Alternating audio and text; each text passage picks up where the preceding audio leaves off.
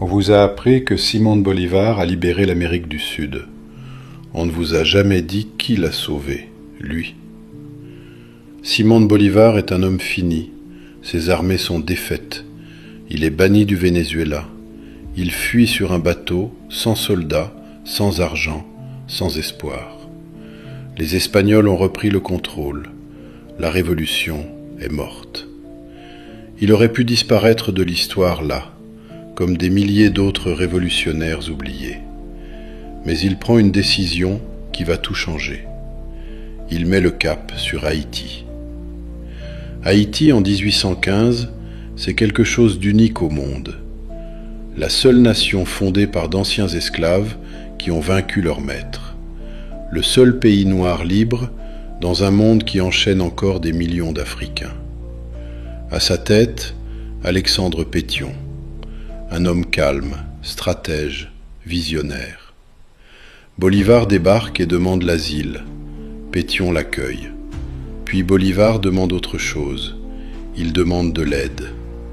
Pétion écoute, il réfléchit et il dit « oui ».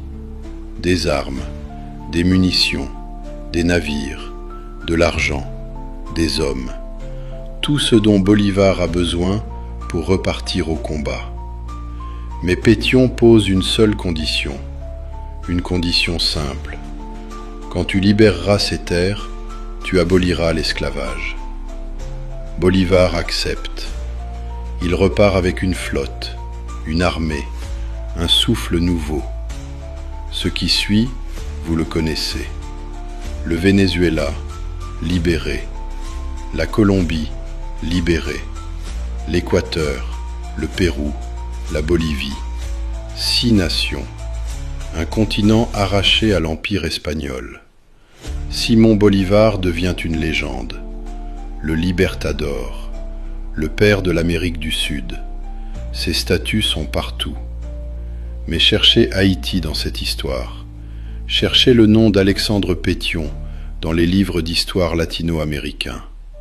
Cherchez une statue, un hommage, une rue. Vous ne trouverez presque rien. L'île qui a tout rendu possible a été effacée du récit. Parce que reconnaître Haïti, c'était reconnaître que des Noirs, anciennement esclaves, avaient offert la liberté à un continent entier. Et ça, l'histoire officielle n'était pas prête à le raconter. L'histoire qu'on efface dit plus de vérité que celle qu'on enseigne. Si cette histoire t'a surpris, partage-la.